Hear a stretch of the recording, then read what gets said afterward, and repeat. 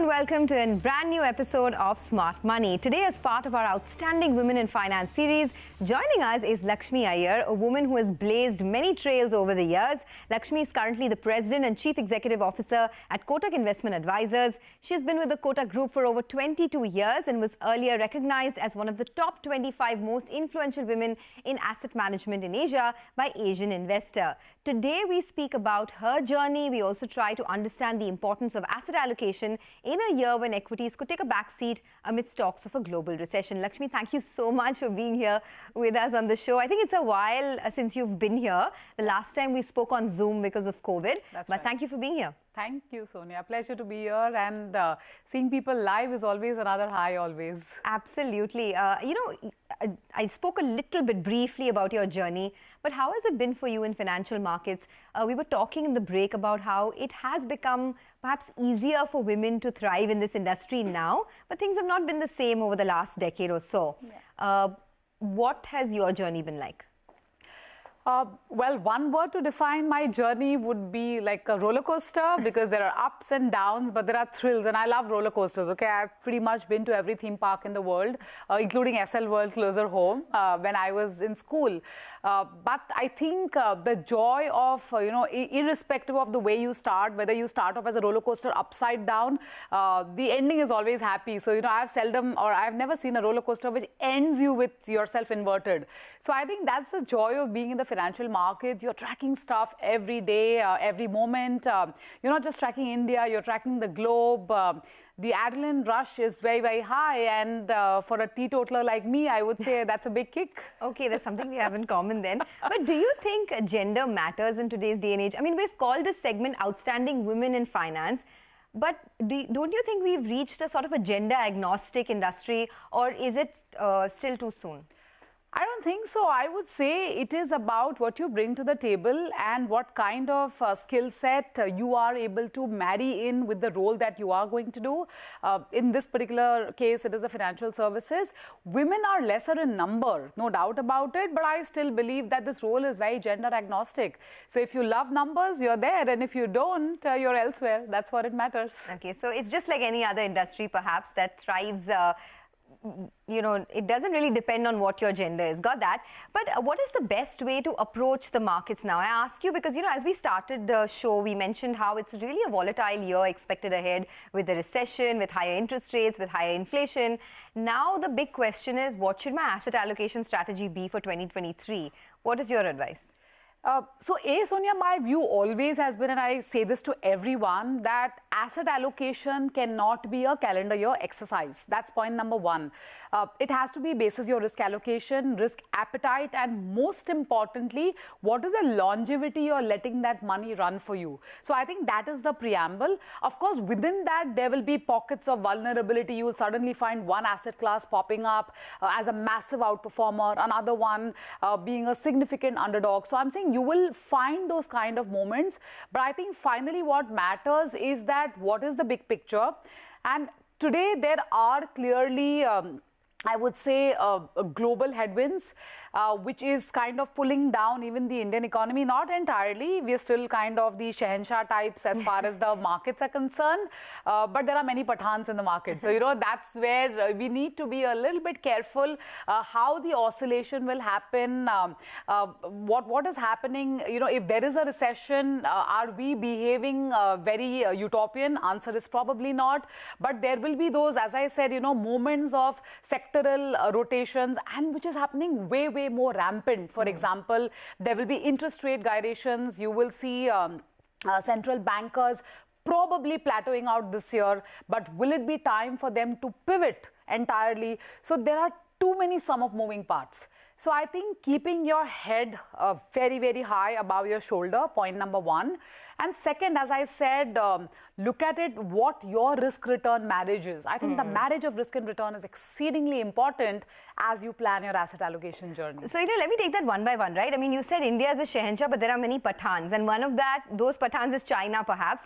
There is the valuation argument. I mean, if you look at all the countries, and China is, I guess, undervalued. India may not have too much valuation headroom left.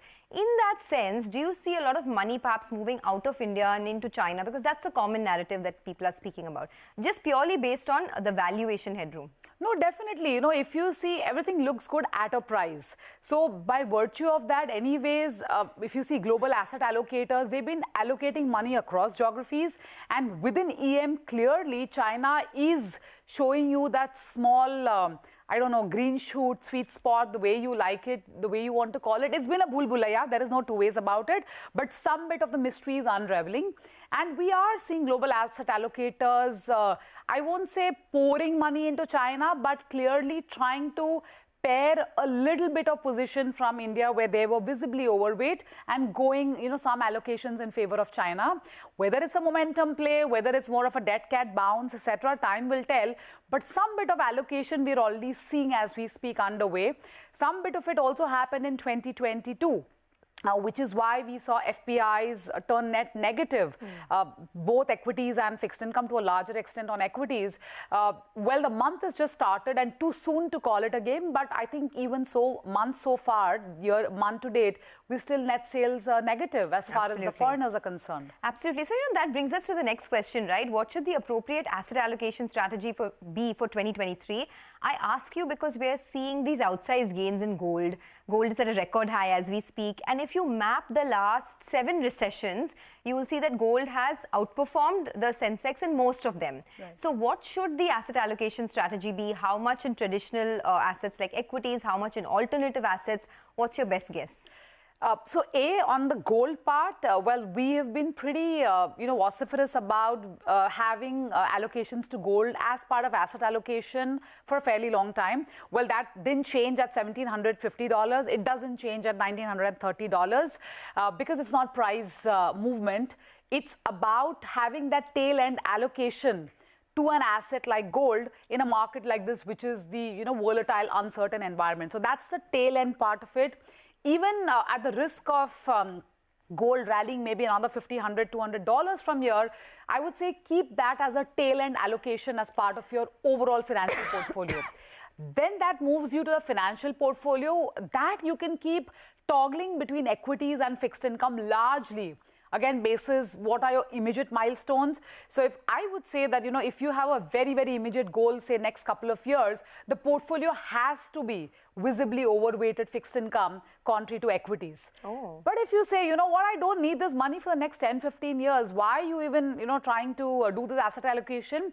For that investor, I would say have an overweight of equities. Of course, there we can try to get the market capitalization, etc., right? But then have a subservient portion of fixed income. And then some bit of, alternates like REITs, InvITs. These are all, the tendency of doing a fixed income plus. That's the kind of skew or the mix you need to have. But these are largely financial assets. So have tail-end allocation to gold. About 10% is fair. You can do 5, you can do 7. There's no science to arrive at that number. But be around 10%. Don't be too greedy and don't chase returns. I think so that's I want to take that greed point forward, right? Because generally when you see assets zooming like that, I mean, gold, I think, was, as per the MCX price, in the month of October, it was 51,000. Today, we're sitting at 58,000 plus. So that's when you feel that FOMO feeling. Do you think it's too late to get into assets like gold? It's not at all late. I'll tell you why, Sonia, because today you see global central bankers are buying gold.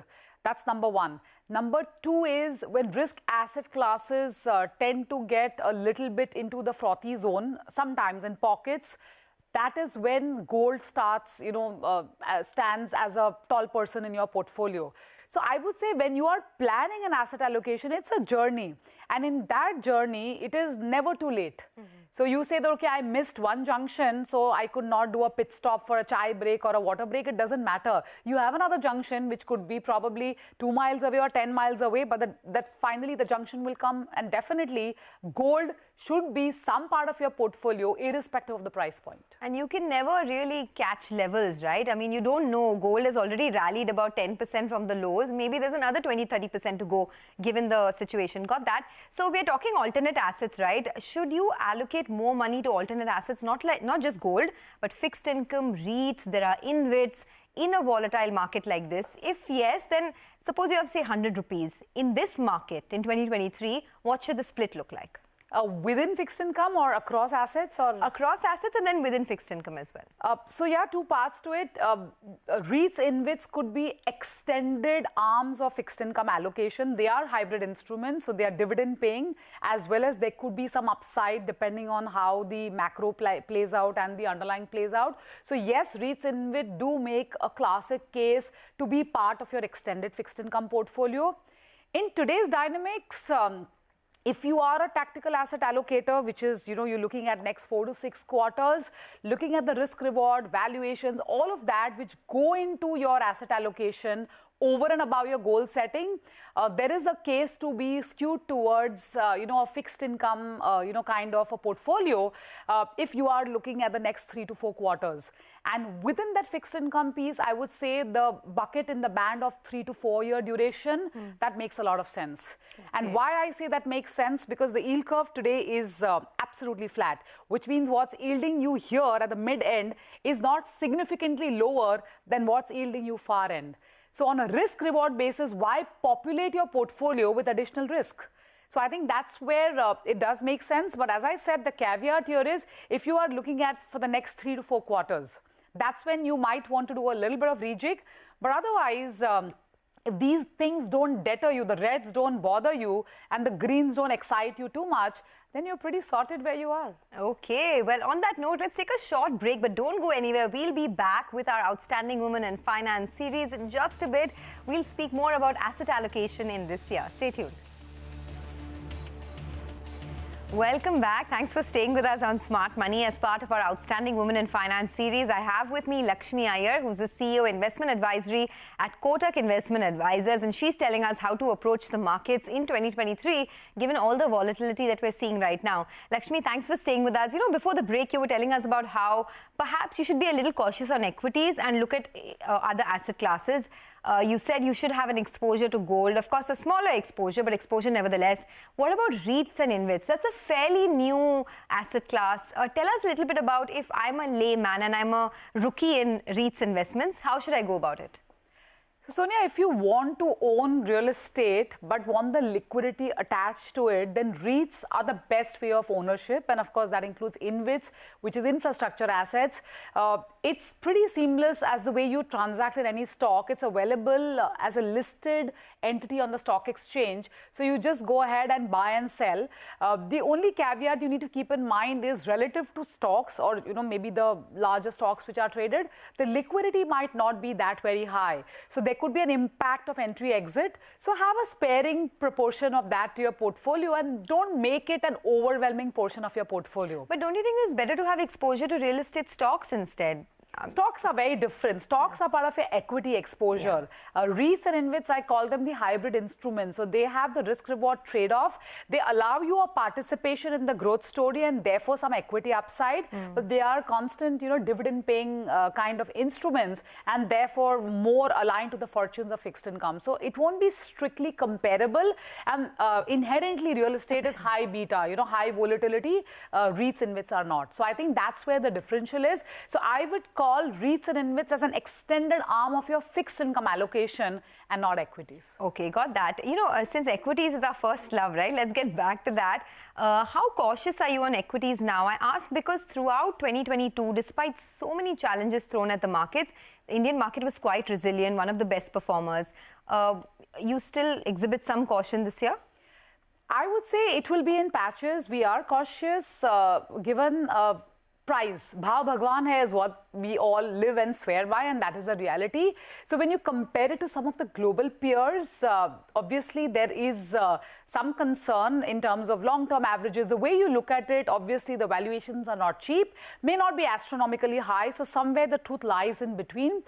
So it's okay to be a little bit more guarded when you are allocating money to equities. Not allocating is not a solution because you don't know how much, how far, how soon it will correct. But I think given where we are and given the global dependencies, given the kind of headwinds that some sectors are facing, even in India, given global uncertainties, it's okay to have a slightly more guarded approach when you're deploying money in equities. So when you say guarded approach, suppose I want to reduce my exposure to equities, right? Given it's a recession coming up, should I move to raise my cash levels? Should I sort of churn out into debt? What's the right approach now?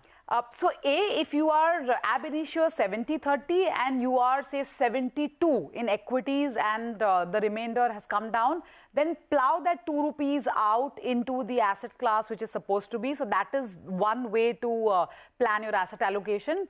The other way is if you're in the deployment stage, then go easy. Do it in installments, go in a staggered manner, have 100 rupees in a debt fund, in a liquid or an ultra short-term fund, and stagger it into 6 or 7 installments so that you're able to ride through this wave, because it's humanly impossible. At least I don't know how to get it right, how to get you the best low point and get you the best exit point. That's difficult. Okay. So what are the big risks to this market now? Of course, there's a global recession, there's valuation concerns as well. But what else would you put on the key risks list? So these were the 2 key risks that you very well articulated. Aside of that, I would say the geopolitical risk. I don't know when you're sleeping which country is out to attack another country. So that's a risk which you cannot ignore. The other key thing is inflation in some pockets. Whether it's the globe or whether it's India, the core inflation is still very sticky. So how long will you have high interest rates? So plateauing out doesn't mean pivot. Pivot means you actually head towards rate cuts, which does not seem to be the case yet. So I think these are some of the other risk factors over and above the fact that valuations are there, global uncertainties persist, and of course, closer home in India, we are in the earnings season. So how many beauties come, how many ugly ducklings, and all of that. I think it's going to be a mixed bag, and it's going to be a treadmill. So you have to brace yourself and keep your energies high. Okay, we just have a couple of minutes left. So Lakshmi, you've been with Kotak for over 22 years now, and this is a day and age where people are changing jobs like they change their clothes, right? I was reading a review which suggested that out of 4 people, 3 people are looking to change their job in 2023. What is your advice? What is your guidance to young investors, fund managers, perhaps who want to follow your footsteps, who are watching you right now? Sonia, I got married to Kotak before I got married to my spouse. So marriage is a long-term commitment. So you have to stay committed unless there is something which changes very dramatically. That's number 1. Number 2 is when you get up and say TGIM, thank God it's Monday, equally in the same zest as you say TGIF, I think that's what sustains you. And I think that's exactly what has led me to continue in this organization, in this firm for 23 long years, because you are an employee, yet you feel empowered like an entrepreneur. So I think that's very important for all aspiring youngsters, all of them. This is the world of instant gratification. You post a picture on Instagram and you want to see likes. Life is not like that. Career is not like that. So be patient, be persuasive, and go for the long haul. It's fully worth it. So one final question, right? Because this is a question that always crops up on my mind across industries. We are seeing so much disruption. There are reports suggesting that in 5 years from now, all our jobs are going to be taken by AI or by machine learning, by a bot, so to speak. How do you stay relevant at a time like this? See, upskilling, there is no 2 ways about it. You have to stay relevant. You have to be abreast of what is happening, quite literally. So you have to walk the talk. If you believe it is good for the industry, it has to be good for you in person. So upskill yourself, take courses, attend workshops, do all of that, read a lot, and keep yourself relevant. I think it's so very important. I don't think doing away with human beings could be an option, at least till the time I retire for sure. But hope not. The point is, but the point is, using technology as your friend and not looking at it as a foe is going to be extremely important. Okay, I guess the buzzword of 2023 is going to be upskill, right? That's the only way to stay relevant and stay dynamic. Got that. Lakshmi, it was a pleasure speaking to you. Thank you so much. I think we generally talk markets a lot, but today we had the softer, finer side of things that we spoke about with respect to your career. And since it is our Outstanding Women in Finance series, I want to wish you all the very best. I hope you have another 22 long years of your career and wish you all the success. Thank you so much. Okay, with that, it is a wrap on this edition of Smart Money. Thanks a lot for watching. Keep writing to us and letting us know who you want us to feature on our shows. And we love receiving your feedback. Have a great weekend. Keep watching CNBC TV 18.